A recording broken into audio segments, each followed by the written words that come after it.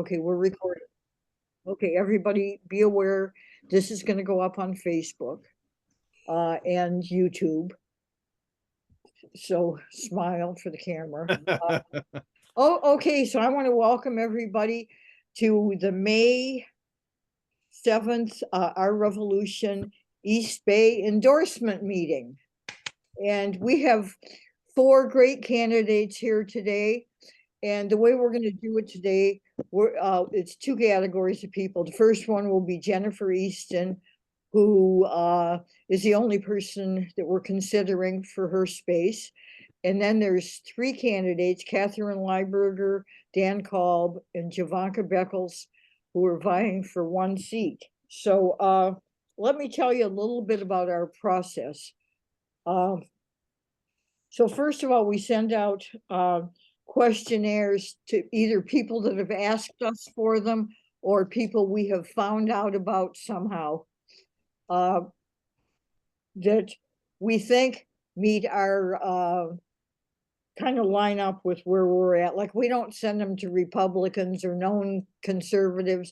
It's people that say they're progressive and we feel they're probably pretty progressive. So we send it out, they return it. The endorsement committee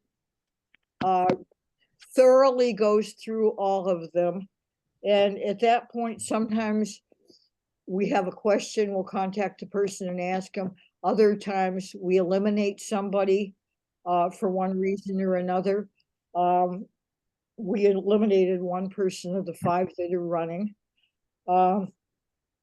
Anyway, and then the people who are remaining, which is usually 1 or 2, because there usually aren't 3 people running that come here, although it has happened. So we invite the people to come here and talk. Each person will get like 3 to 5 minutes to talk about whatever they want to say. And then at that point, we'll be open to people asking questions. Okay, let's see. Then the next part of the process is we send out ballots to members who are in good standing, but I'll get to that in a minute.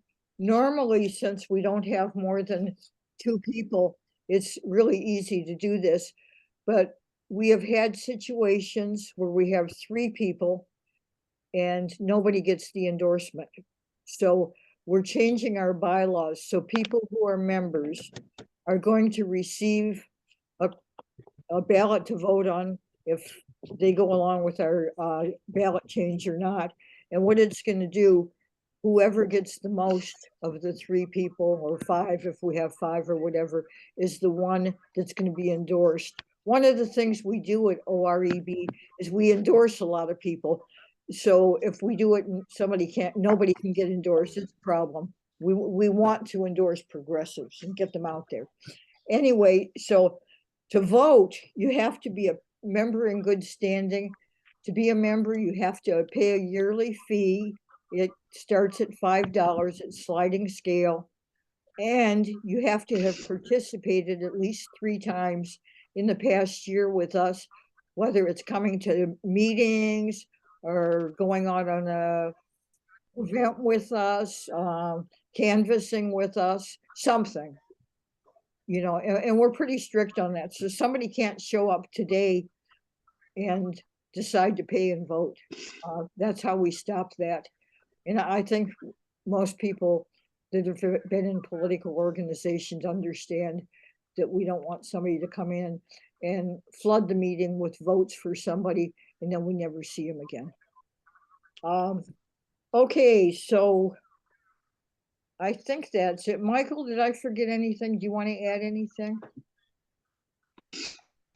No? Okay. Okay. Okay, I guess we're ready, folks. We're going to start. Different people that are on the board are going to actually introduce people.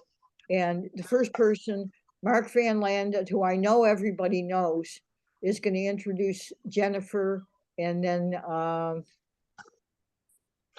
Kathryn, who's not here yet.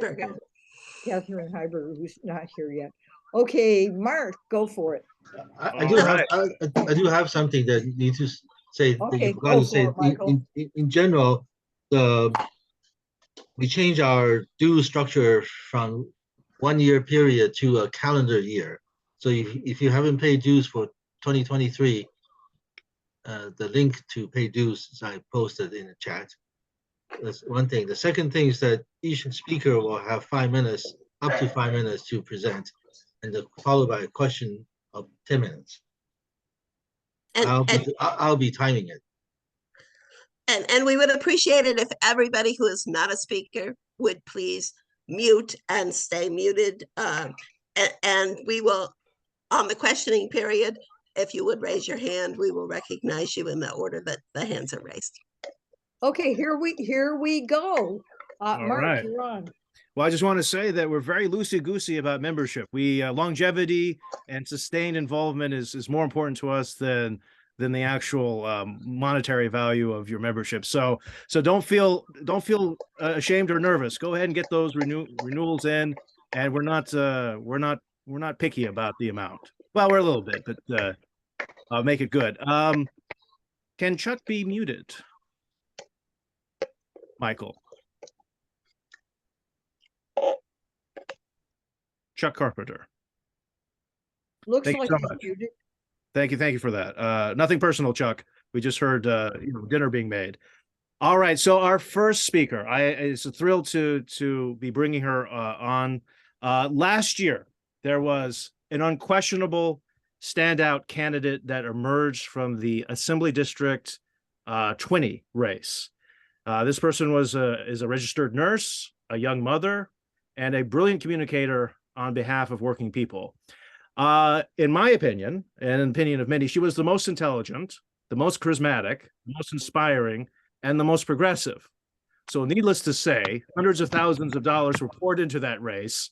And in a very packed primary, she was edged out by a very, very small margin. Our revolution was proud to endorse her in that primary. And I'm happy to report that she is now running for Alameda County Supervisor for District 4. And she is with us now, and she is the one and only Jennifer Esteen. Jennifer, I hand the microphone to you.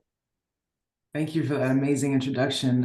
You called me a young mother, which I feel like I haven't been young for a while, but I appreciate that so much. And you're right, I'm a registered nurse. I am a council member here in the unincorporated area of the county in the Eden Mac, and also serving on the Board of Trustees for the Alameda Health System, currently vice president of the board. And all of those positions that I hold are near and dear to my heart. But the one that's the most important to me is my role as a nurse, because as a nurse, we care for our community every single day, a patient at a time. And the reason that I've decided to run, why I ran for state assembly and why now I'm running for county supervisor, is because we have to continue implementing policies that are 100% about caring. The 4 pillars of my campaign are housing, healthcare, jobs, and justice, because that's what we're in need of.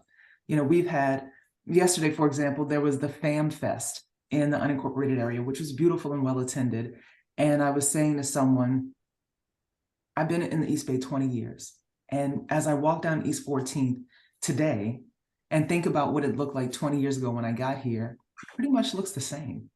And as I was saying this, the person said to me, well, a community that's not changing and not growing is a community that's dying. I don't think that our community is dying, but I do think our community is in need of more life, more energy, more investment, so that we can begin thriving in a special way.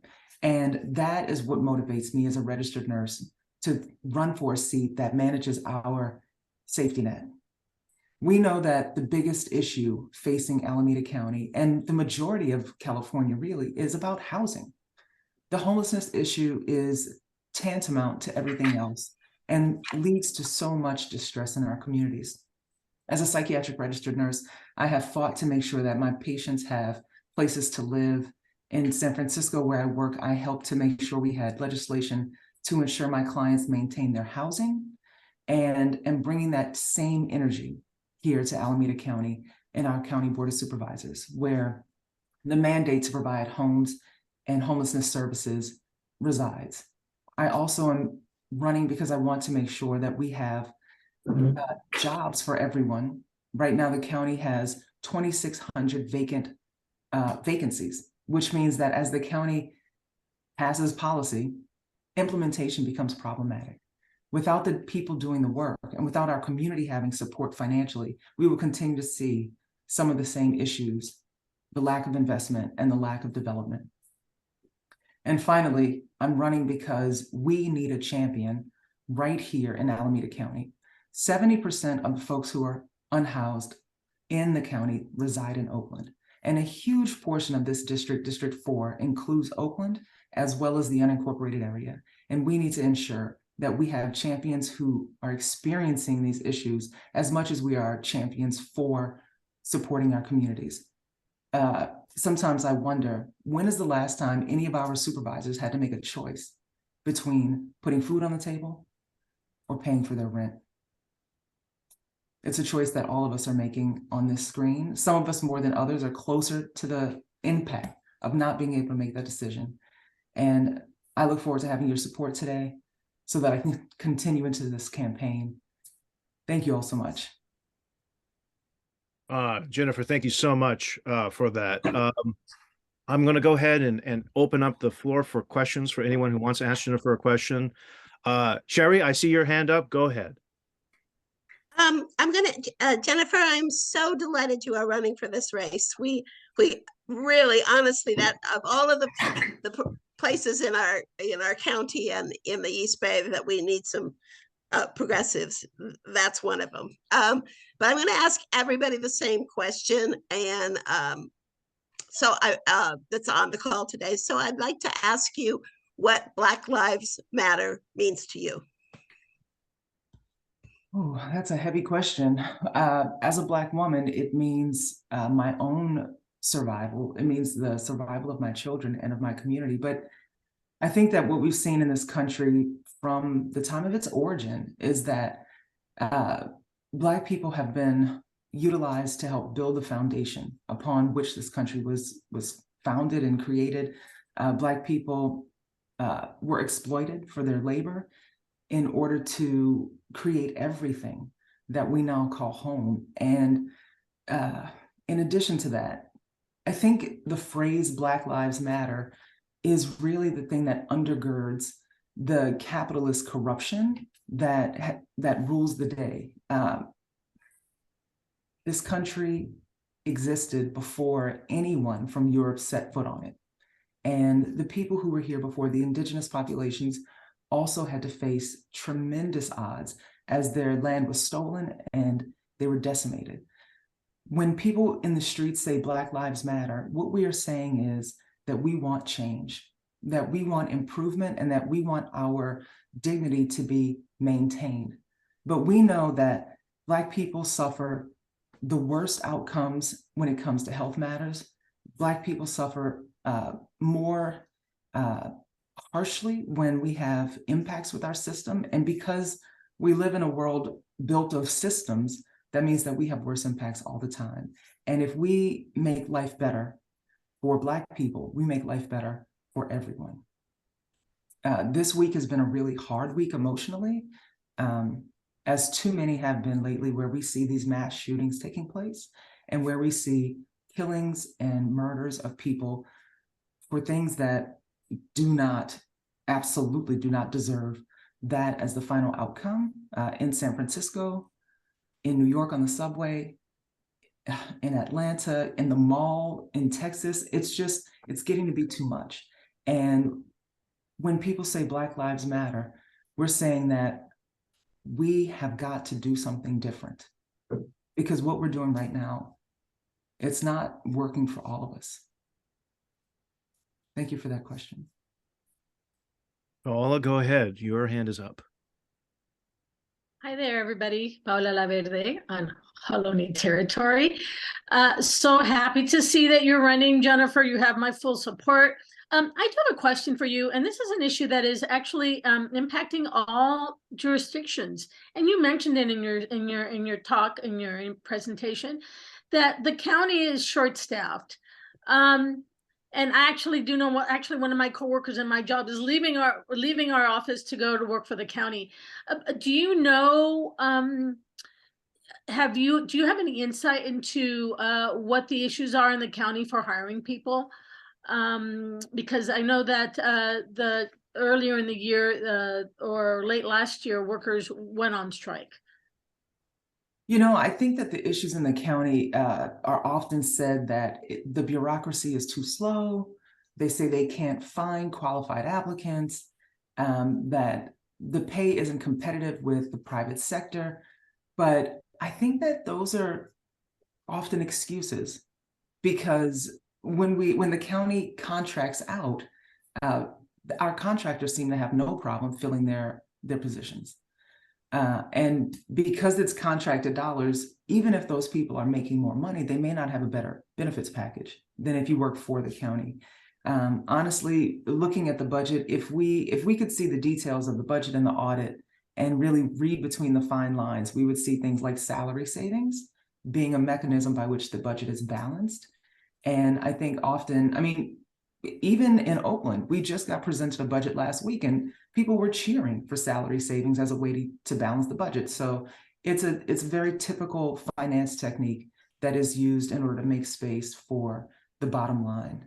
And I think the problem with balancing the budget on salary savings with the county, which is supposed to provide the safety net, is that you then have no people, or not enough people, inadequate people, to do the job of supporting the community that is in need of support, that is in need of care, that is in need of, if we're shortchanging the people who work in the office that provides food stamps, then that means that the community members are going to be behind. If you're shortchanging the people who are supposed to be out making sure housing inspections are done, then you're shortchanging people who are now living in substandard conditions. If you're shortchanging the people in the planning department, then how can we possibly build what we need to build? Everything goes slower. And unfortunately, that is how the county is operating today. And it's a huge priority of mine to make change in that regard. Thank you. And go Jennifer. Thanks, Paula. I second that. I guess I shouldn't show my bias. Anyway, is there any other questions from the audience? Well, I have a quick question. If you're elected, when you are elected, your first priority, the first opportunity to make change, what issues will you be first tackling in your position as supervisor? This is a fun question. I think the first issue has to be housing. We are in such need of getting people off the street and also of protecting people who are precariously housed. We know that in the unincorporated area, we don't have tenant protections unless the county provides or the state provides. And just a week ago, at the end of April, the protections that had been put in place because of COVID went away. And that means that we have the possibility of what people are calling an eviction tsunami, or a huge surge of evictions. It means that people who currently have been barely scraping by are in big trouble. And the thousands of people who are currently unhoused also are going to have some new friends sleeping on the street, which is a horrible condition for any of our neighbors to find themselves in. We need active, urgent action, and we need investment today. There is a bond measure that's being floated right now that would be a regional bond for $10 to $12 billion. And I already support that. I absolutely will continue to support that. But in our county, we have a large reserve fund, which we can use now and create a mechanism to backfill, so that way we can make important investments today, get the process rolling, because we all know how building housing takes a lot of time. If we could use the reserves now to invest, combined with the bond measure that is being proposed, then we begin to solve the problem quickly. Also, the county needs to partner in more meaningful ways with the cities that surround the county, that are in the county, so that we can have the regional approach to housing that we need. There's no reason that anyone should be saying, well, because Oakland has 70% of the unhoused population, Oakland needs to bear the brunt of every solution. We know that people want to stay where they are, but are often swept away during homeless sweeps or are moved out of the way through no fault of their own. And unless policies get in line and quickly action houses are built, tenant protections are put in place so that people can not only get housed, stay housed, and also support. As a psychiatric registered nurse, it's been my job to work with folks who are precariously housed to keep them housed. And we know that people need supports in order to get off the street and stay off the street. We have to make sure we're attacking this housing issue head on. Jennifer, that was a wonderfully clear-eyed, realistic, and visionary answer. I really appreciate that. I guess the final question will be in tribute to Kabir. Who else is running in your race, and why are you the better choice? The other person that's running in my race is the supervisor. He's been around for 22 years in this role, and I think I'm the better choice because we know what we have right now. We know the direction that we've been in for the last 2 decades. And if we want to see something different, then we have to do something different. We cannot continue to, they say, this is an interesting definition, but it is said that the definition of insanity is doing the same thing over and over and expecting a different result. If we want a different result, then we have to do something different. So I'm putting my name on the ballot so that we can all vote in a different direction so that we can have some different outcomes. And my goal is to have more investment in our communities immediately. Thank you, Jennifer. Thank you so much for making the time today. And just speaking personally, I can't wait to be knocking doors and to help get you elected. That's just me speaking personally. And I'm so pleased that you are running. Really, I think I speak for a lot of people. Thank you. I appreciate it. And if anybody would like to volunteer with us, there's a link in the chat to join us. If you'd like to donate, there's a link in the chat for you to donate. And if you'd like to make a personal individual endorsement in advance of this, our revolution endorsement, you can also use the link in the chat to do that. My website is the same as it was before, Esteen, JenniferEsteen.com rather, and on socials, I'm at Esteen4CA across all channels.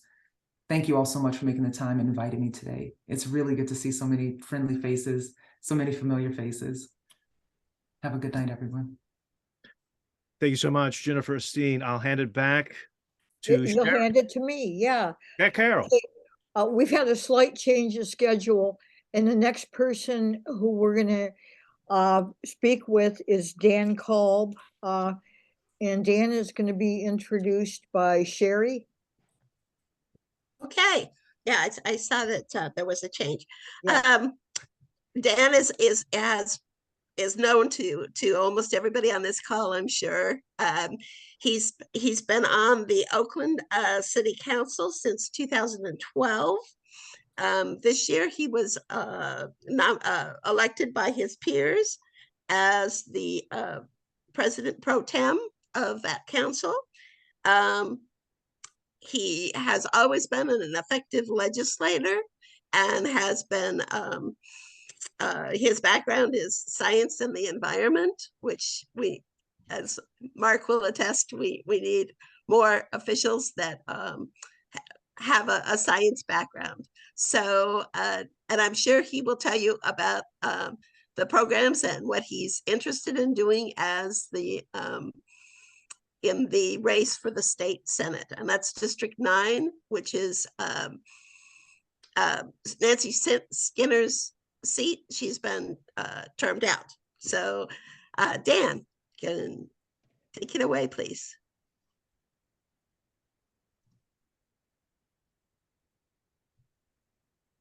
Dan? Okay, there we go. There Sorry, okay. my internet's going in and out, so I hope I'm able to stay connected. If not, I may turn my camera off, but I'll still be here. So just tell me what the format is. How much do I have time to start out before I get Q&A from everybody? So I'm the timer. You have 5 minutes, and the 10 minutes allow for Q&A. Okay. So I probably won't take all 5 minutes. All right. Thank you all very much. I really appreciate the opportunity to talk with you all and for you to ask questions of me and get to know me. I see many people here who I already know pretty well, some less so. So looking forward to the conversation. Being a state legislator it's not the same as being governor or a senator or even a member of Congress or even a big city mayor. It's not a high profile position because the work that is most important and the need to be most effective for a state legislator is the often, sometimes behind the scenes, nitty gritty, often tedious work on usually complex policy issues. And that's the kind of work that I'm very good at. If you look at my record in Oakland as a city council member in my third term now, all the legislation I've gotten passed, I'll talk more about that in a Dan, you're cracking up quite a or bit. if you look at my more than 12 years of experience Dan, maybe you should turn off your video. Okay. going up to Sacramento, being an advocate, working the legislative process, writing bills, negotiating amendments, working with coalitions, building coalitions, talking. Let's see if that helps. I just did. Did that help? Okay, I hope you could hear me. So I was saying that my work as an advocate in Sacramento and my work on the council shows that I know how to do the nitty gritty, often tedious, complex legislative process because that's the kind of work I'm very good at. I'll also point out, as was mentioned earlier, that Nancy Skinner, as we know, comes from the environmental community. That's her background is in climate justice, environmental issues, and so on. Well, that's my professional background as well. And you could count the number of legislators who have any deep professional or expertise background in environmental, climate justice, clean energy issues. You could count them on one hand and have fingers left over. And I think these issues are extremely important. I have strong expertise in these issues, worked with a whole range of organizations over the years, environmental justice organizations, clean energy groups, solar companies, and I could be that strong environmental advocate. So let me just tell a little bit more of my experience. I think many people here know that I'm a strong renters advocate, and we need more of those in Sacramento. When Causa Justa just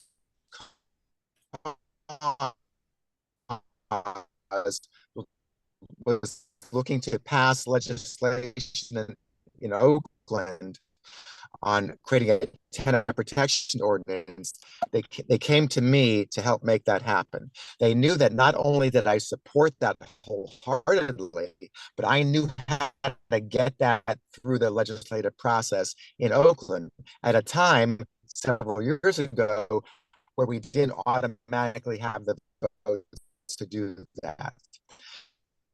I've worked in Sacramento before, like I said. I've worked that legislative process. I know how to work the process. I understand how it works, and I can be most effective. I think I can be the most effective of all the candidates running, who are all good people. I think I could be the most effective on the complex policy matters that we have to face and have to make progress on in Sacramento. And that's why I'm running. We have a lot of work to do, whether it's single payer health care, repealing or reforming Costa-Hawkins, and protecting more tenants, whether it's climate change and climate action in a way that truly speaks to the impact the communities, air quality issues that are often ignored, affordable housing. I'm proud of the fact that I was honored by EBHO as an affordable housing champion a few years ago. I have a strong record of accomplishments, police accountability. I wrote the ballot measure in Oakland to create a police oversight commission independent of the police department. And when the Coalition for Police Accountability was looking for someone to get that done, they came to me because they knew I was the person who not only supported the policy, but knew how to take policy to action, to actually passing legislation. And I've done that at the local level, and I've done it at the state level.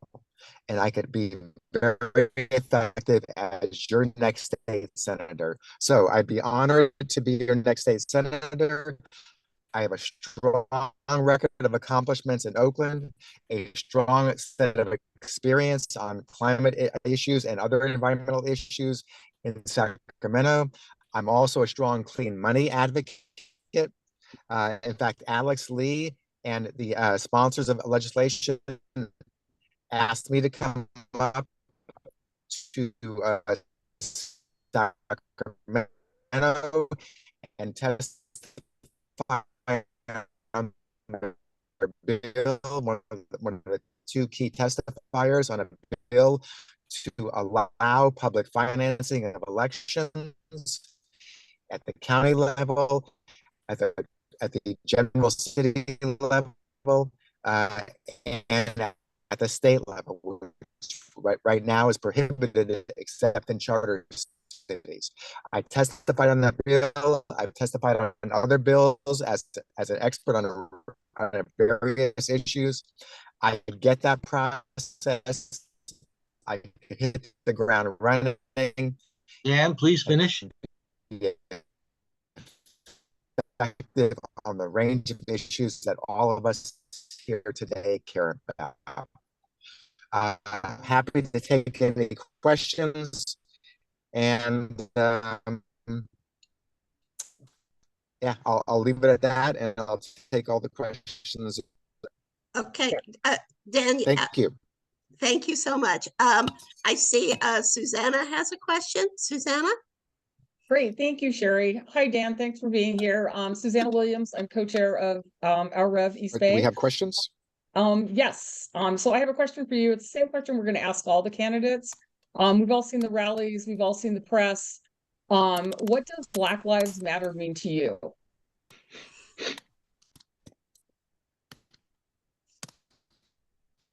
So I think there's the possibility that Dan's connection is very I'm sorry, I'm not hearing And anything. that's, Should I be hearing something yes, right you now? should probably be. very delayed. I'm going to put into Dan Gordon, the chat to you have have your Dan hand up? disconnect and reconnect, because I think he's Yeah. talking from 2 minutes ago. That's my feeling. Okay, Yeah, I think I finished my intro. I'm just waiting for questions. okay, Yeah, we're we trying. have I believe I questions. finished my intro. I'm just waiting for questions now. You need to Dan, can you hang up and dial leave back in. and then come back on? Questions. I will mention that Mayor Shang Tao has endorsed my candidacy.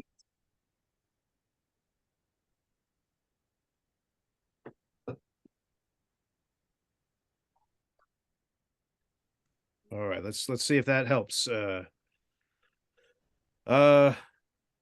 Yeah. So I think he was. I think we were going backwards in time with his connection. We were hearing the past. Is he back on? You should leave and come back on so we can ask questions. Maybe we'll get better. Okay. Dan, are you with us?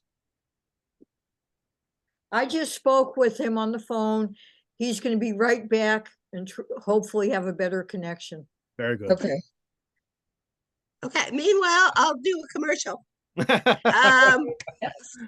Michael said about our dues, and I just want to reiterate that it isn't really the amount that's important. It's your participation and being part of this group.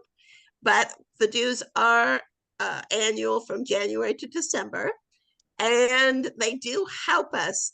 This is our first endorsement meeting, which we're delighted to have, but it does help us support the candidates that we endorse. And we do that with creating flyers, creating ads, doing tabling, and your help as far as your dues payments or your donations helps us to do that. So it really is really important to us that you support us both with your presence today, which we're delighted, especially since it's so nice outside, and also with your donations. Hello, could you hear me? Okay, Yes. we've got Dan back. Dan. Hey, Dan. Yeah, I'm calling through my phone, so you won't see my face, but I could hear you. I hope you could hear me. Yeah, Yep. much better. Susanna Williams has a question for you. Thank you, Sherry. Hi, Dan. Susanna Williams. I'm co-chair of Our Revolution East Bay. And we've all seen the rallies. We've all seen a lot of the press. But what does Black Lives Matter mean to you? Thank you for the question. First of all, could you hear me okay?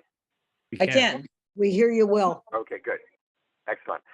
Yeah, you know, the issues that have gelled into the Black Lives Matter movement, I think we all know, and some people, persons of color who are African American, know way better than us, than many of us, are not new. You know, I mean, it's been around for not just years, but decades, all these issues, and maybe they might even be worse, but they're certainly bad now. So what Black Lives Matter means is, or one of the things it means to me is, yes, we have all different kinds of people, but to say, for some people to think in their mind or to act implicitly or explicitly as quote unquote all lives matter is kind of a kick in the pants, to the African American community, because that implies things are all equal, and as we know, it's not. The reason why we have Black Lives Matter is because the African American community, people in the African American community, have been discriminated against, beaten up, hurt, taken advantage of, killed by people who are supposed to be protecting us, and on and on and on, for not just in recent years, but for decades, if not centuries. And so we need to make sure that we realize we're not at an even place, that I, as a white person, have inherent privilege.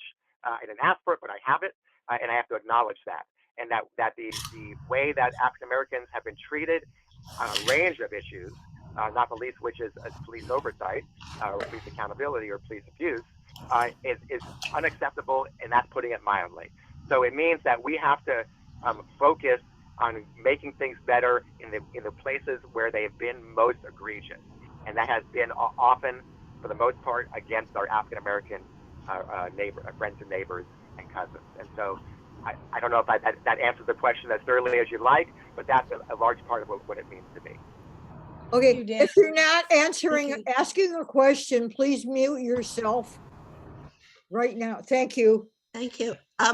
Mark has a question. Yes, Councilmember Kalb, appreciate you being here. You're one of the foremost environmental policy champions in the Bay Area. And I just wanted to ask, what would be your very first environmental priority in the state Senate? Thank you for that. I can think of a handful of those, but one that comes to mind is you all know that we have what's called AB 32 or SB 32. We have a global warming solutions act. We have a whole law that was passed that I helped work on back in 2005, 2006, and subsequent laws to reauthorize or extend that to set in place a whole range of climate actions. Unfortunately, the State Air Resources Board, while they have some good people there, have relied too much on cap and trade as a way of getting greenhouse gas emission reductions.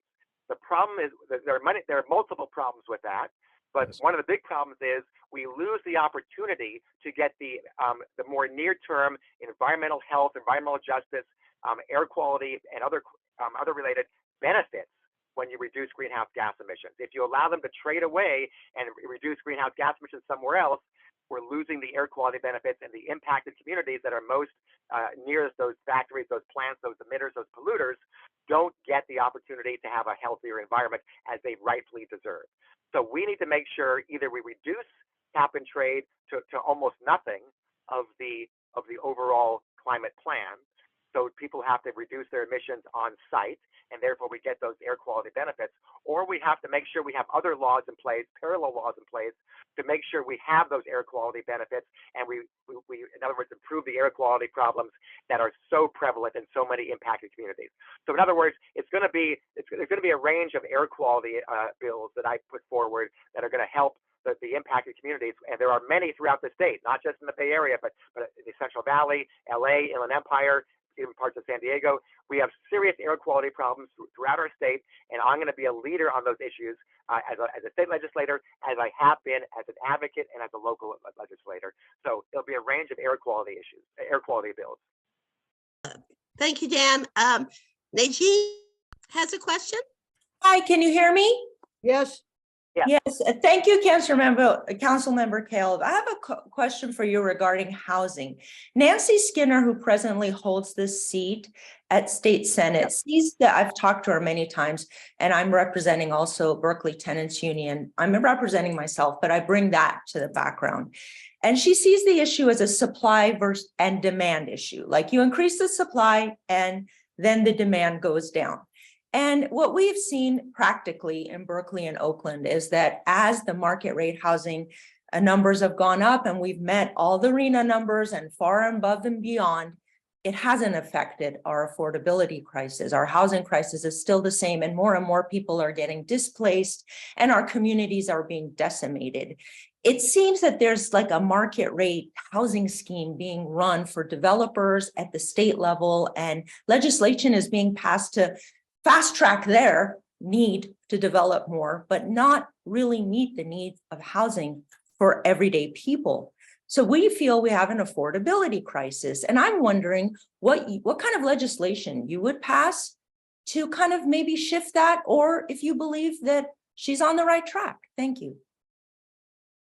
Thank you for that textured question. I really appreciate that.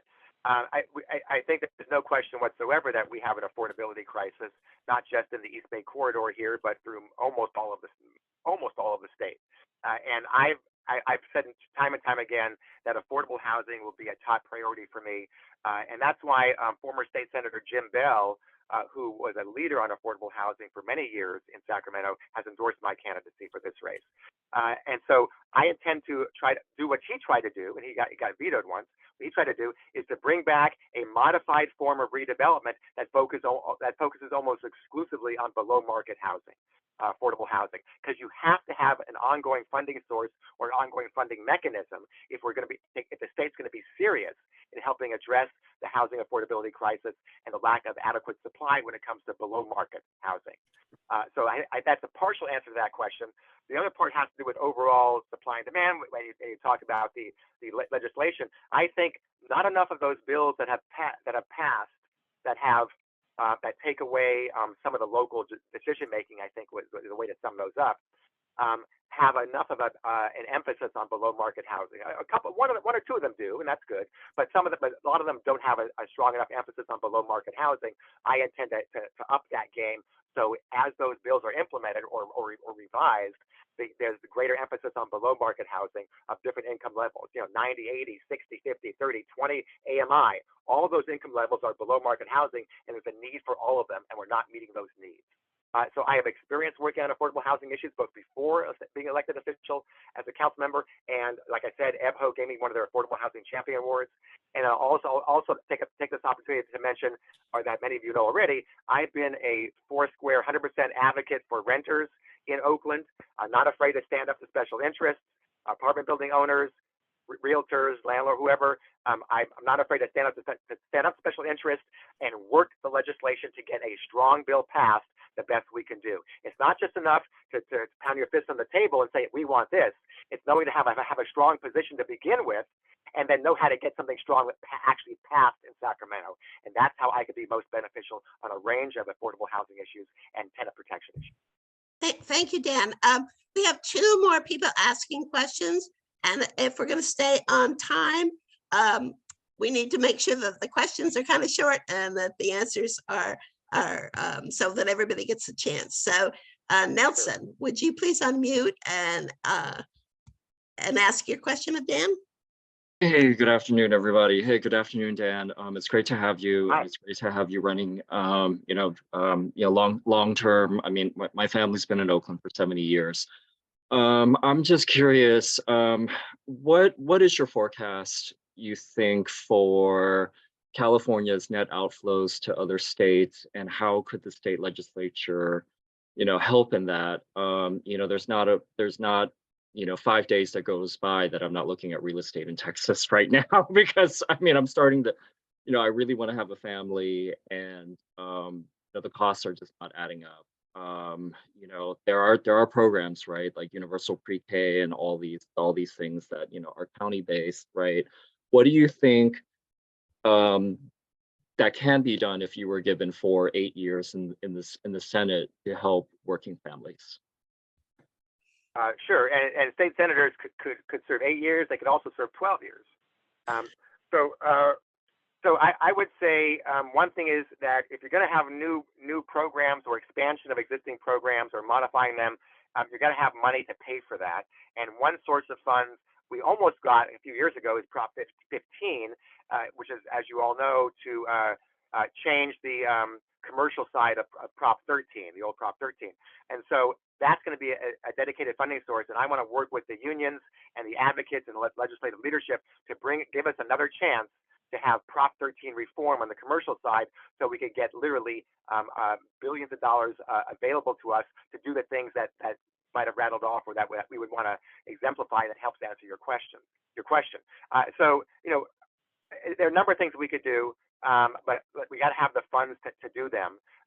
Housing affordability is a key question.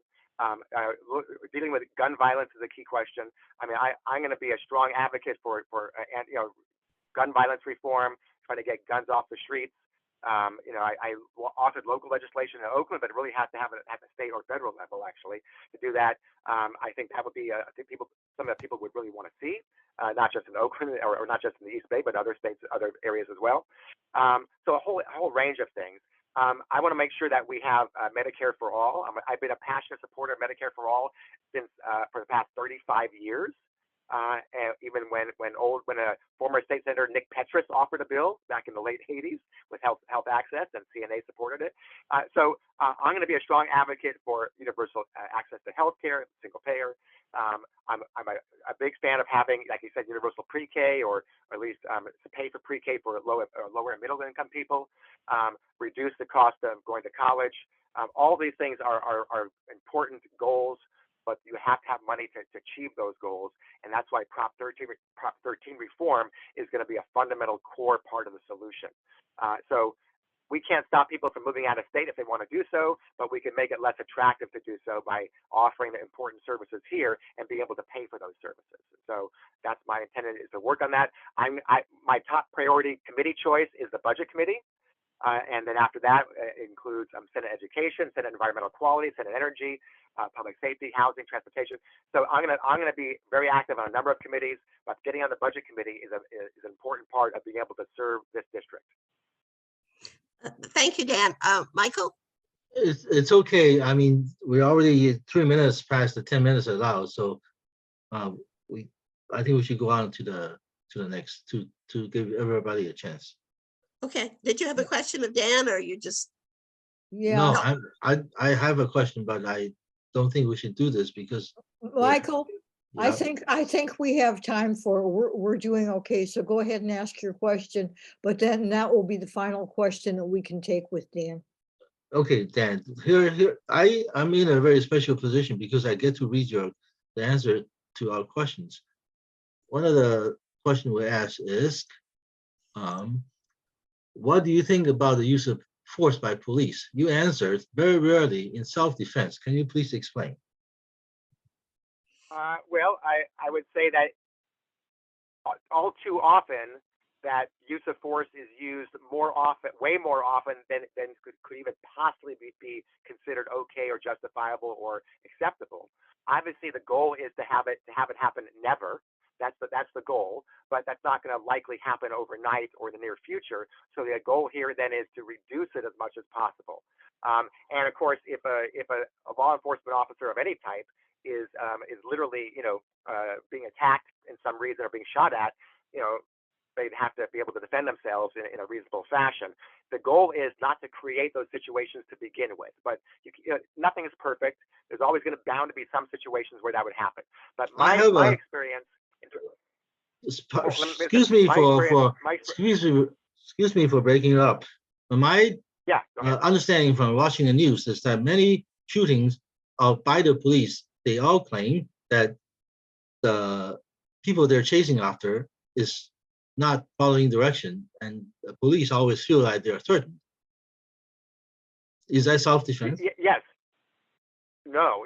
If the person who they're shooting at has not shot at them first, and is not an imminent risk to themselves or other people very, very close by, then that's not self-defense. So I think what you're pointing out is way too often law enforcement officers around the country kind of exaggerate, make things up, try to cover their own ass, excuse my language, and are doing things that go way beyond self-defense. And that's why I've been a leader on police accountability in Oakland as a local elected official. Thank you. Okay, thank you. Can I just have a 20-second closing here? Let me just make one announcement. Julia, if you would please put your question in the chat. I'm sure Dan will answer it there, because we really are running out of time. I can't see the chat because I'm on the phone. Okay.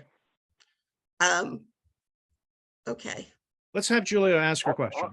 All right. Yeah, I'm fine with your answering. Dan won't be able to read it on his phone. Okay.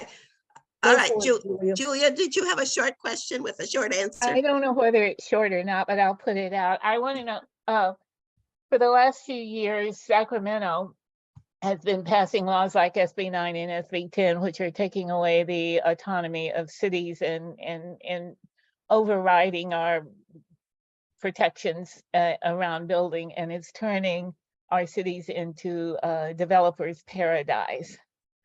And I feel that Berkeley is becoming a giant apartment complex. What is your stand on this? Yeah, well, I've observed it's more than just past 2 years. There have been bills even before that are similar to that in that nature.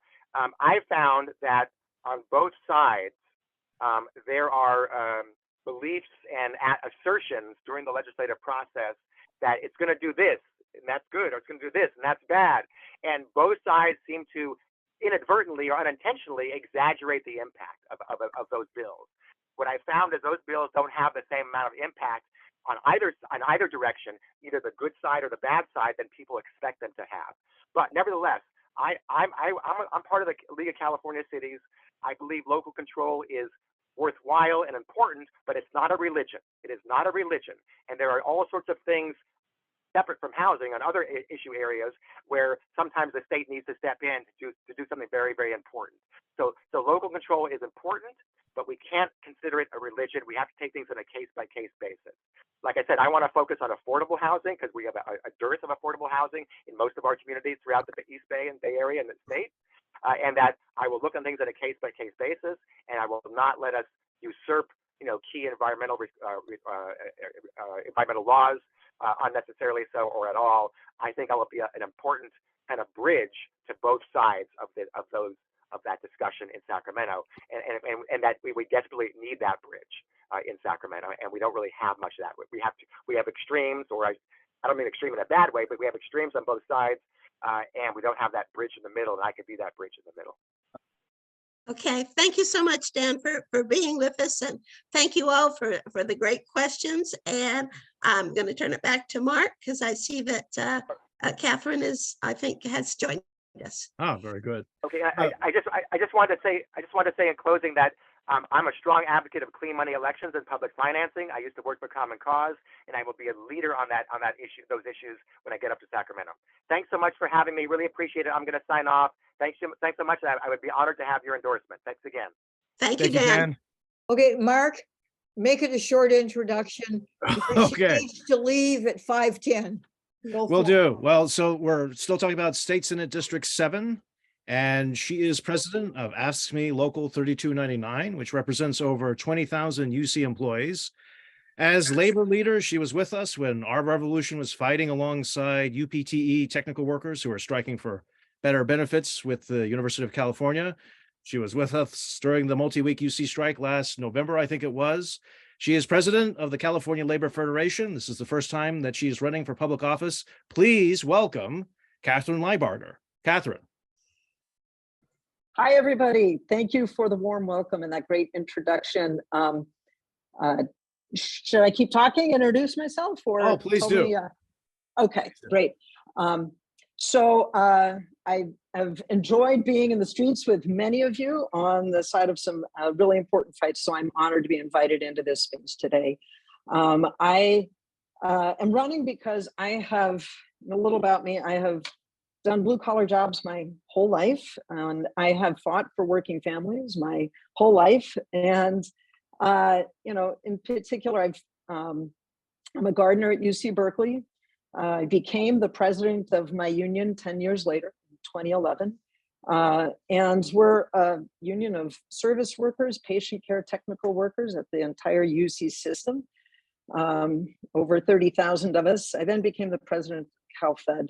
And honestly, my experience in both, fighting for the kinds of lives that everyone deserves, lives with dignity and respect, where you can afford the home that you're living in. And now we're fighting to afford a home anywhere near where we work. We fight much harder than anyone should have to. And that goes for in the legislature as well. I've spent years lobbying in the legislature, sometimes with some victory that I am proud of, but I've also learned that even though we have a supermajority of Democrats in both houses, we consistently fall short on too many things that should be just simple no-brainers for lack of elected leaders who really honestly come from our ranks and come from labor. It's one thing to say that you're for labor, that you're for working people. It's a whole other thing to come from the ranks of working folks. So I'm going to the legislature to continue this work. I believe that, fighting for a family-friendly California means centering working families. And when we do that, we're doing the best we possibly can for all Californians. So that's why I'm running. Great. That was a very pithy,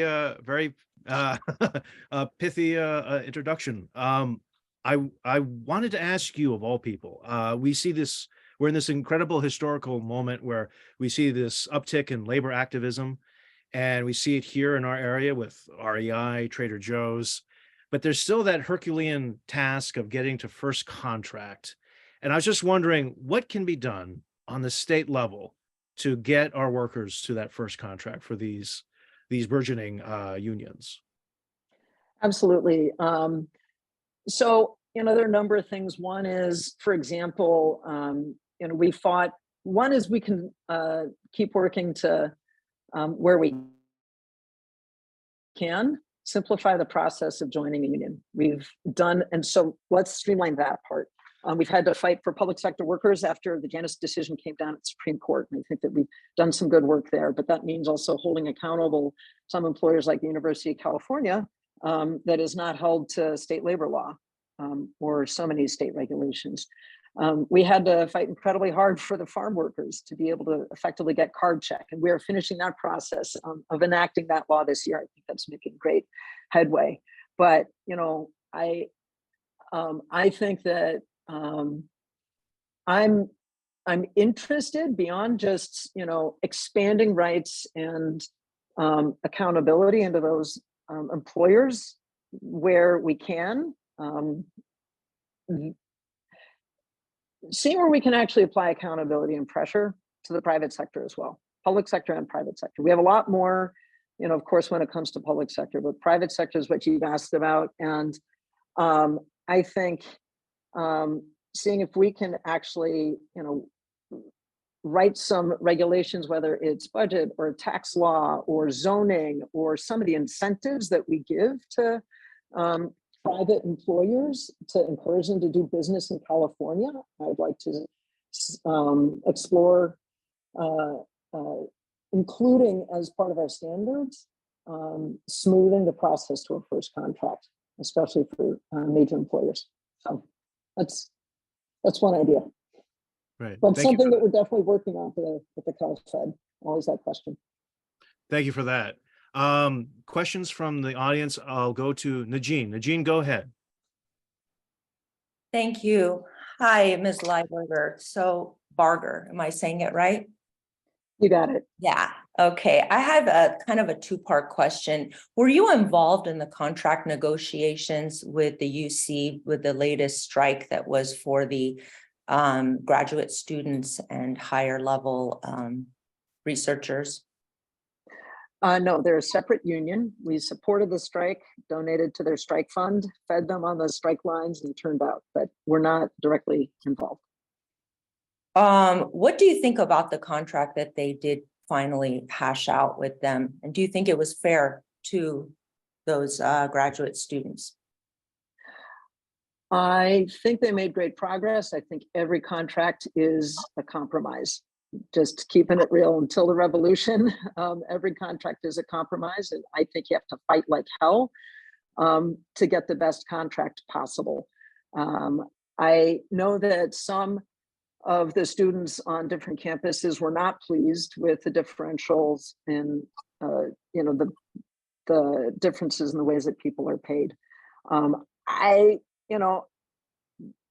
It had the support. I think it had the support of an overwhelming number of their members, but it also had some critical lack of support. And I think that's important too.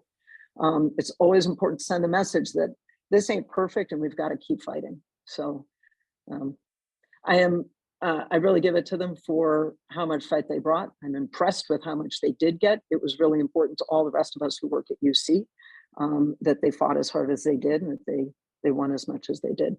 But we got to keep it going. Thank you, Najeen. Susanna, go ahead.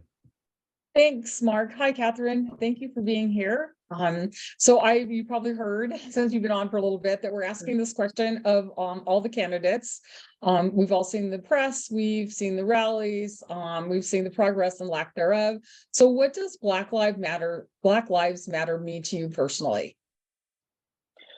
It means that we've got to be centering in all the work we do, whether it's housing, climate,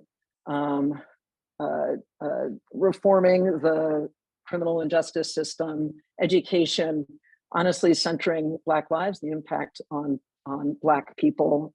We have a country that was founded on white supremacy. We all grow up in it. It informs every aspect of our lives. And so, Black Lives Matter was a direct response to the killing of Black men at the hands of police. So, we've got to look at that root.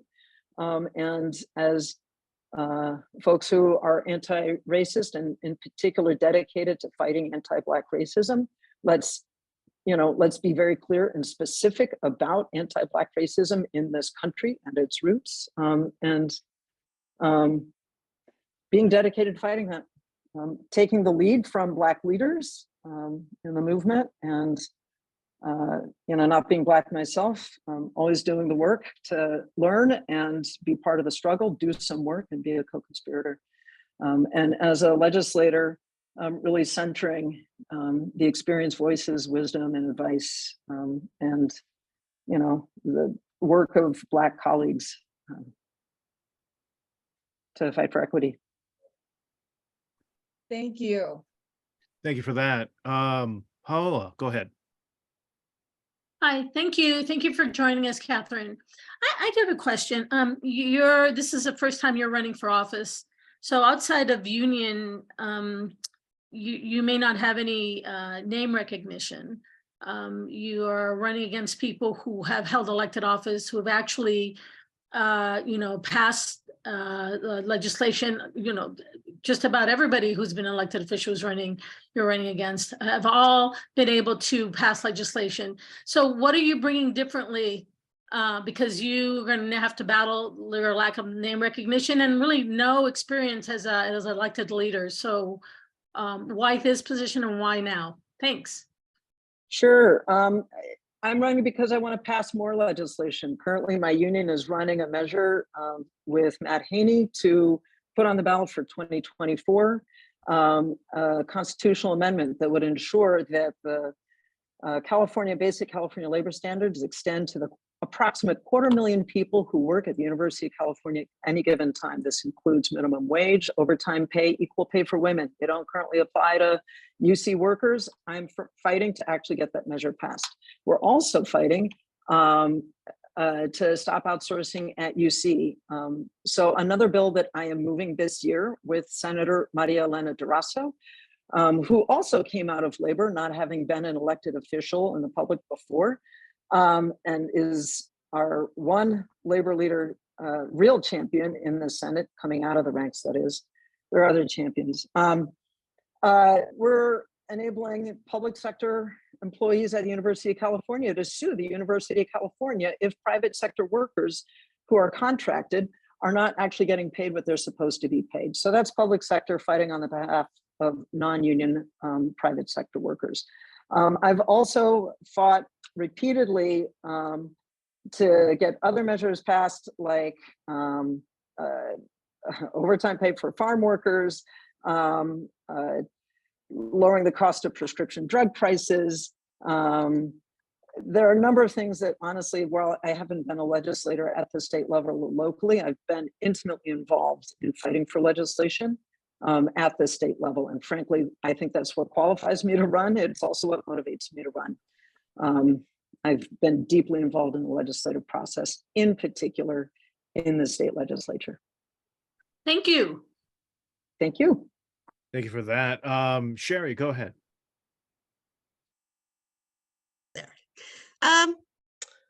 Kathryn, I'm a proponent of universal health care and single payer health care.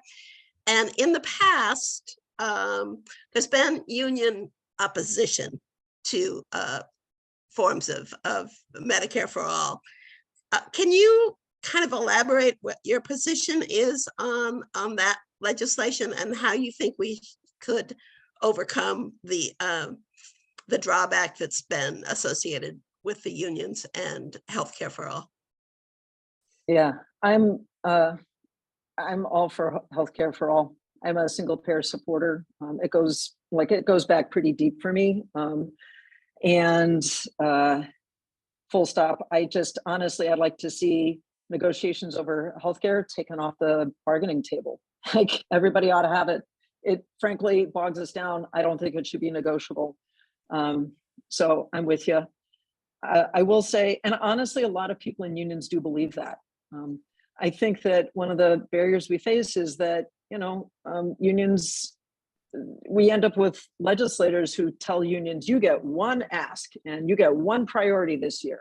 What are you going to fight for? Are you fighting for this priority over safety? Or are you fighting for Medicare for all? Are you fighting for, and when unions are representing members, they feel this pressure and this tension. That said, I think that a number of unions are actually really on board with single payer. We've got to grow that, and we've got to keep building that movement. In the meantime, I'm also going to keep fighting for the reforms that we can get now that actually make a very concrete difference in people's lives. When my union got passed a bill a couple of years ago that said no public sector worker in California who goes on strike can have their healthcare threatened to be withheld from them for going on strike, I was so proud to get that bill passed. And that was for not just my members, but everyone, every public sector worker across the country, across the state. And then last year, we fought for that for private sector. But healthcare, I'm with you. Let's get it done. Thank you. Thank you, Kathryn. Is there any more questions from our members? Well, Kathryn, I so appreciate you making the time today. The State Senate District 7 race is going to be something that's going to take up a lot of our attention. And I just want to say your endorsement questionnaire was excellent. And it's I really appreciate your voice. And boy, this race is heating up fast. And as long as the issues are being put forth in a strong manner, I think everyone's going to win. So with that, I really thank you for your time. And with that, I hand over the microphone to Sherry.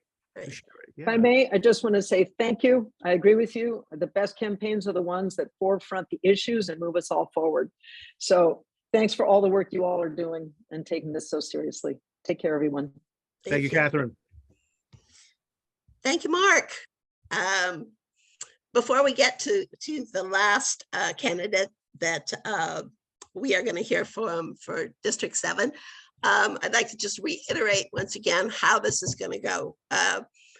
Everyone who is a member in good standings, as determined by our board of directors, will receive first a questionnaire to modify the bylaws, because as part of our bylaws, we have to send that out to the membership for a vote. And after that, then you will get a ballot on this candidate race.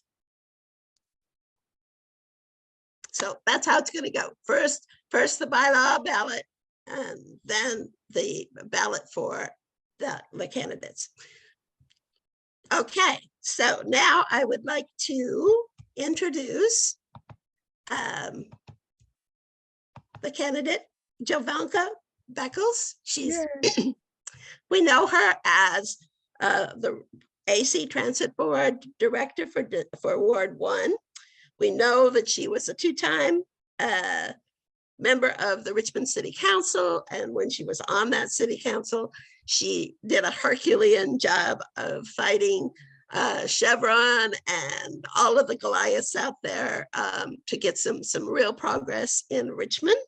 What you may not know about her is that she is a card-carrying member of the union, that she is a Teamster, and also that she went to Florida A&M on a basketball camp scholarship. So I am very proud to introduce our friend and fellow progressive, Jovanka Beckles. Jovanka? Thank you so very much, Sherry, for that warm introduction. Greeting siblings, greeting comrades, family, relatives. Really is a pleasure to get an opportunity to speak with you and answer your questions. I'm here, as you all know, because I want to humbly request your endorsement for our campaign. And I want to emphasize the word our. This is not about me, right? As we all know what Bernie said, it's not me, it's us. So I'm here to ask for your endorsement for our campaign. This is going to be a team work. This campaign is bigger than just me. This campaign is about a movement for the people, for justice, for Black lives, for our environment, for equity.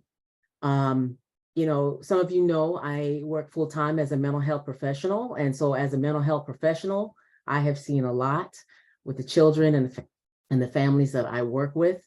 Some of these things can be traumatizing to the providers, but I do that work because I want to make a difference.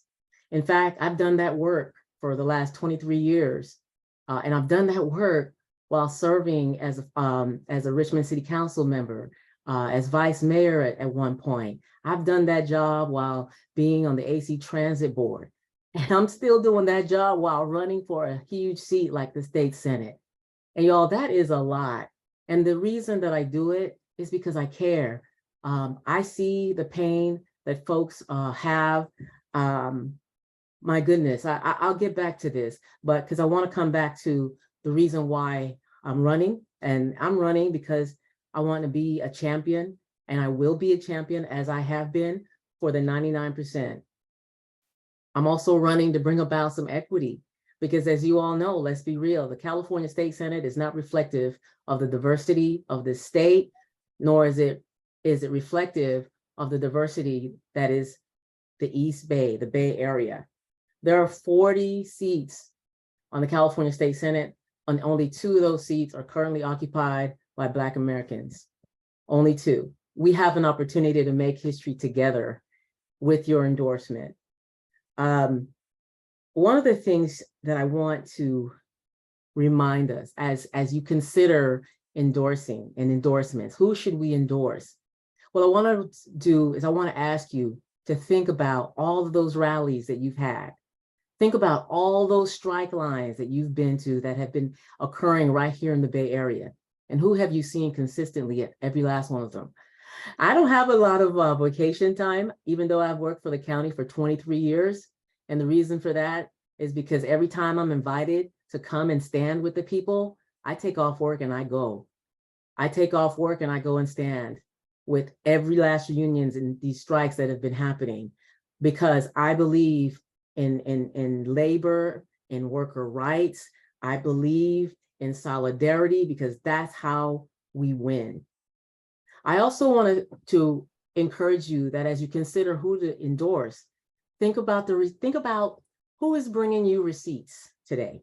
Who's got the receipts to show that you can trust them? Who's got those receipts? I am going to bring forward these receipts, and I will share them with you right now. During my 3 times being elected in the Bay Area, when I was on the Richmond City Council, and even now as an AC Transit Board. I wrote legislation. Every last one of these legislations that I wrote and passed was all about improving the quality of life for the children and the families that I work with in this community, to that they are able to have a planet that they can live on. And I've actually and literally put my body and mind on the line, where I have been beaten up for being who I am. And that was the first LGBTQ elected official on the Richmond City Council. I went to work to that city council meeting, oftentimes suffering from PTSD, because it was so rough, but I continue to do it because it's the right thing to do. And that's why you can trust me. And so the receipts that I'm going to show you today or share with you is, while I have been an elected official, you know that this is the same type of person that I will be if we work together and help put me as your next senator. I brought legislation for the formerly incarcerated by banning the box. And what that is it's called fairness in employment and housing for people coming back from our society. We can't expect people to turn their lives around, but we have laws that are not conducive to that, right? So we have to pass laws, and that's what I did. I wrote legislation for fairness in employment, fairness in housing. I wrote legislation to raise the minimum wage. Richmond was the second city to do that. I wrote and passed legislation for rent control. Richmond was the first city to do that in 30 years. So you know that I'm going to continue to do that work. I wrote legislation and passed helping Richmond to become a sanctuary city in California. We were one of the first cities to do that. Gosh, what else? I held Chevron accountable. Right? In fact, Chevron, the fossil fuel industries are so afraid of little old me that they spent $3 million for my against me in my reelection when I was on the city council. And the reason why is because they know that I'm going to be unwavering. I am not going to cower when it comes to doing the right thing and standing up to the fossil fuel industry and standing up for the health and safety of my community. I sued myself and my colleagues on the city council. We sued Chevron. We sued them for the harm that they're bringing to the environment. And some of you may have seen that most recent article in the San Francisco Chronicle that shows that we are now, that lawsuit is now going forward because the Supreme Court says that yes, states can sue the fossil fuel industry at their state courts. And I was able to do that with my colleagues, with progressive colleagues on the city council. I was able to get $60 million from the MTC, the Metropolitan Transportation Commission, as a current AC Transit board member. And with that money, I made sure that the transit workers got hazard pay. A lot of us, we were able to sit at home and do what we're doing right now, working safely behind the screen. But the operators, they were not able to do that. They had to go to work every day. And I fought to get that money and make sure that they got hazard pay. They got between $2,000 to $4,000 in their pockets to help them with their families. I sued Chevron. We together sued Chevron for $100 million. And what we did with that money is we have what we call a Richmond Promise to be able to give high school students scholarships. So y'all, I could continue, but what I'm saying to you is that look at every single one of the candidates who came before you today look at their voting records, right? How did they vote on the issues that matter to us? How did they vote when it came to police brutality? How did they vote when it came to holding police accountable, holding the fossil fuel industry accountable? How did they vote? Or do they even have a voting record, right? To begin with, because some of us don't even have a voting record, because y'all, that's what matters. That's how you know who you can trust. You know that you can trust me to always do the right thing. You can trust me to continue to not sell out my community. We've seen so much of that. The current California legislature has a supermajority of Democrats, and yet we don't have single payer, and yet we don't have. Finish up. Okay, I sure will. Well, what I want to do is I just want to say I'll stop right there because I think you all get it. You all are progressives, and I think you know who you have seen on the front lines with you, and I'd be honored to have your endorsement in this race. Thank you so much, Jovanka. Susanna, you have a question? I do. Hey, Jovanka, it's been a minute. Thanks for being here. Someday we'll actually get to see each other in person again. So you've been on here for a bit, so I'm sure you've heard my little spiel here. We're asking this question of all candidates. And I'm sure we all want to hear your perspective on it because you're a lot closer to the situation than I am personally, and a lot of us are. So what does Black Lives Matter mean to you personally? Wow. You know, just even that word brings up so much emotions for me, because I've seen the systemic oppression that we as a people have endured.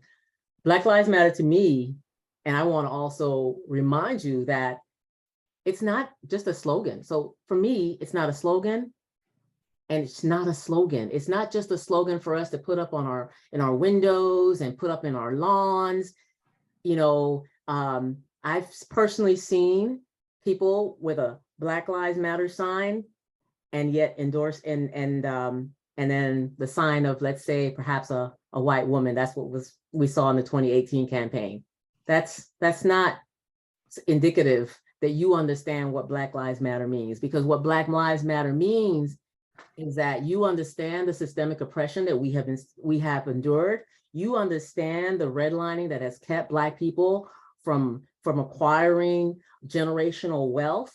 You understand that, and because you, as a white ally, understand what that means, it means that you then step aside, right, in order for Black people, particularly Black women, to have power in elected office. You step aside and give all the resources that you have from your privilege and give it to Black people so that we can sit at the table. We can have the power to advocate for ourselves. You know, I really appreciate my white siblings, allies, right? Co-conspirators. I appreciate that.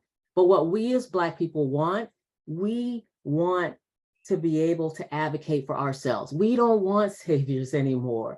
Yes, you can help, but we don't want you to be in a position of power so that you can help us. We want you to help us be in positions of power so that we can help ourselves. And that's what Black Lives Matter means to me, that we can't say it matters to me, and yet we're not going to support progressive Black candidates.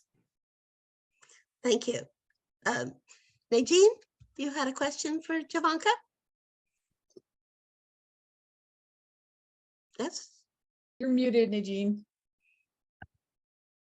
Thank you, Jovanka. I've followed you in the past and been part of your campaigns, and something very insidious and dangerous that I've seen in the past crop up is quote unquote allies and liberals who mean well, but they completely mistake part of what you were just saying, have targeted you and put you in a very dangerous place.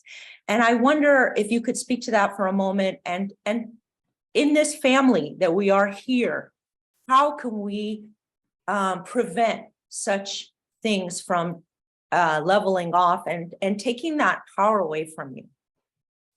Wow. Well, first of all, you can endorse. That's how, you know, you can help me to have us as Black women to have that power. And I really want to say before I forget, it's so fascinating when we see this country praise Black women for saving the Senate, praise Black women for saving this country by helping to elect Joe Biden. But yet, every time we ask for positions of power, leadership positions, we're the ones that are asked to step back and wait. You know, I think about how I have literally put my body on the line, literally put my mental health on the line, passed legislation, written legislation, you know, use up my vacations to stand with folks, and yet it's still not enough. It's still not enough sometimes. People still say, well, here's someone else who wants this position.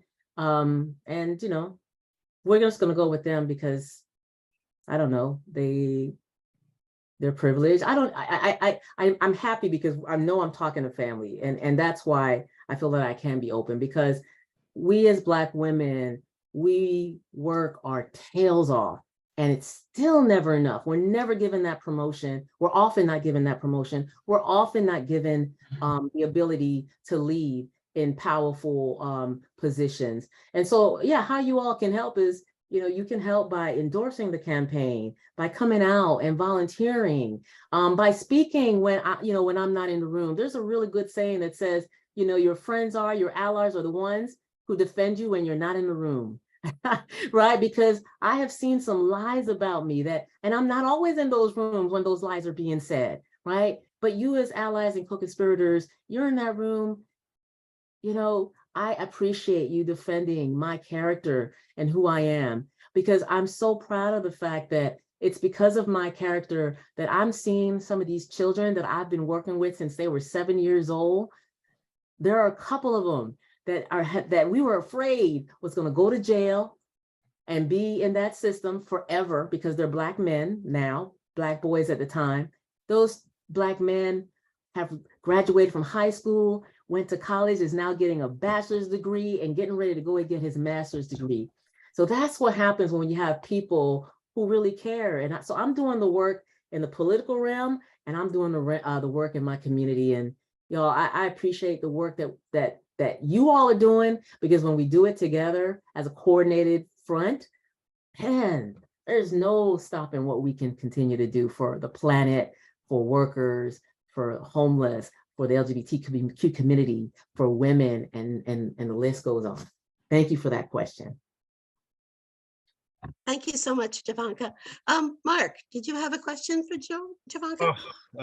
Not much needs to be said after that. That was so truthful and powerful and stirring. Jovanka, Jovanka's not kidding about those Richmond City Council meetings, but despite all of the craziness and the cruelty, she still emerged a hero for the people. So my question is, when you are Senator Beckles, what is the clearest opportunity that you're going to be pushing on in the state Senate? What is your first priority? There are so many issues that's affecting workers. So when you say the first one, I feel like it's all lumped into a first. We got to repeal Costa-Hawkins. We got to tax the rich, right? We got to hold corporate polluters accountable. We have to transition away from fossil fuels. We have to fund transportation so that we have a seamless, well-managed transportation system in the Bay Area and throughout California. We have to have single payer. We have to have free pre-K and free childcare and free college. And I'm saying all this, and I say that, yeah, that's my first thing. Even though it's several things, it's still under the one umbrella of the most important issues that's affecting us as a society. And I'm going to get to work as soon as I get there to do these things, because as you all have seen, my word is my bond. If I say I'm going to do something, you can count on me to do it, and you don't have to worry about me, bowing down to the kinds of interests that we're seeing happening in our. You don't have to see me compromising. As one of the things that does bother me about some Democrats is that happens. Is folks compromise when they get in office, and because you know me, you've seen what I've done on the city council with them fools. You know that you can trust me to continue to do this work, fearlessly. Thank you. Thank you so much, Jovanka. Do we have any other people who have a question for Jovanka? Sudia has a question. Oh, I'm sorry, I don't see her. Okay, Sudia. Turn your mic off. We can't hear you. You're muted. Now? Got you. Okay. Yep. Okay. I recently learned a song called Powerful Women that I wanted to sing and dedicate to Jovanka, if that's okay. It's a short song. Can we wait till the end of the meeting? We could. Yeah. Okay. Okay. It was a men's socialist song, but someone turned it into a women's socialist song. Yeah. That's really terrific. Thank you all for being here. Thank you for your wonderful answers. This is a tough race with, some very amazing people running for it. And Pardon me, Sherry, before I just want to say thank you before you okay. you tell us bye. And I also neglected to say that for me, coming from my lived experience, one of the things that I also want to push at the Senate is reparations. And reparations isn't only money. It's, it has to do with so much more. And I'm the only candidate in this race that's going to be talking about that. So I appreciate your support. There was a really good article that came out recently in The Guardian on reparations. I recommend. Really good. Okay, Carol. Hey, so thank you so much, Jovanka, and all the rest of the candidates, if anybody else is still here. That was the highlight of our day, is to have the candidates, but we got a couple other things. Our Revolution member, Gordon Miller, is gonna give kind of an update on AB 83. And then the other thing that maybe we'll do before that is we have an opportunity at most of our meetings for people who have been quiet the whole night, or this is their first time here, and there's no pressure, you don't have to do it, but we want to welcome people. So if anybody wants to say, hey, I'm so-and-so and I'm involved in this, like have 30 seconds max. So who would like to share like that? And then we'll hear from Gordon and then some music. Okay, I see people here. I have no idea who they are, and I want to know who they are. Come on, you guys. I'd like an announcement too. Okay. After Gordon. Yeah, okay. Okay, Mr. Carpenter, welcome. Oh, hey. I have no problem telling you who I am. My name is Chuck Carpenter. He, him. In 1970, I was organizing for the Berkeley Tenants Union. And one of the people I organized was the first single mother to go on strike. So anyone who's working in that now, thank you, thank you, thank you. Susanna probably sent me the link to all you people, and it's hard to say no. So I realized, I guess the way I would describe myself is I'm an early adopter. I walked precincts for Lonnie Hancock, have known Nancy since she was at Berkeley, and believe what you believe, and have for 50 years, and continue to. So you probably won't ask me to talk anymore, but you got it.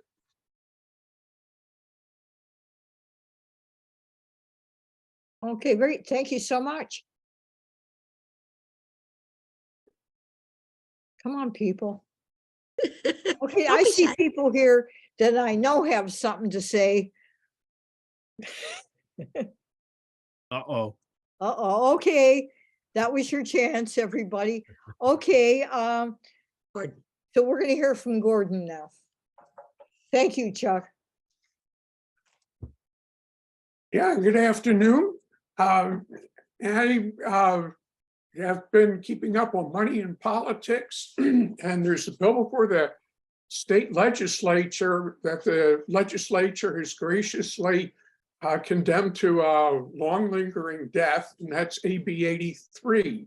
And what AB 83 seeks to do is ban foreign money from influencing our elections. And you can look at the summary sheet that's available. It's in chat, and it's available in either Word document format or PDF document format. It's exactly the same document. And it's sponsored by Alex Lee. He wrote it, and Ash Kalra is in there too.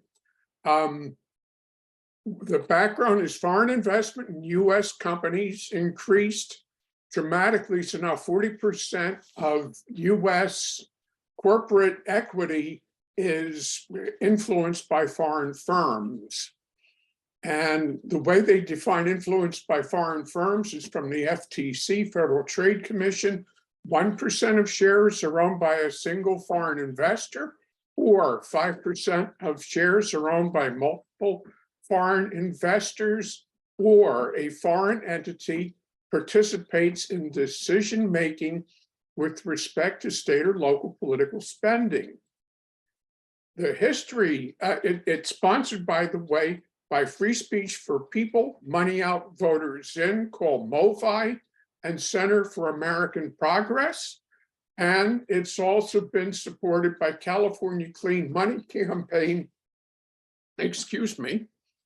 that successfully brought forth a lot of disclosure legislation that you can now take advantage of. It causes that black box to appear at the bottom of a political ad saying who the top 3 donors are. It was introduced late last year to the Elections Committee. They sent it on to the Appropriations Committee on the 15th of March. And on the 29th of March, they sent it to the suspense file. Suspense file is what people say is where good bills are spent to go and die. So there are actions that you can take. The first action is download this sheet. There's a lot of information there. And you can call Appropriations Committee Chair Chris Holden and tell him, hey fella, you messed up. And the other person is Speaker of the Assembly, Anthony Rendon. And the sheet has their Sacramento office numbers. And there's a seminar coming up on May 11th at noon. And the URL, which is long and involved, is at is on the sheet too. It's at the very bottom. Hopefully the link will work when you transpose it. Otherwise, you copy it and paste it on on the bar of your browser. So this is something historically, the Supreme Court basically told big business, the country is yours. You can donate money anytime you want, anywhere you want, and we will support you. And what this does is it blocks that if it also brings in foreign influence. So it puts the politicians on the horns of a dilemma. Do I violate the interests of the voters by allowing foreign influence? Or do I support the voters and anger my donors? And today, most politicians, it's obvious in the legislation we've gone through already, most politicians are supporting their donors, not their voters. So this is a way to take a blow or strike a blow against this broken democracy that we seem to have in this country. And I've got to say, I hope you support it, and I hope you make the calls and attend the seminar and make this state a better place. I don't know if I should ask for questions or not. Go ahead and ask. Any questions? Okay. Okay, so the meeting is technically over. Could you stop the recording? Well,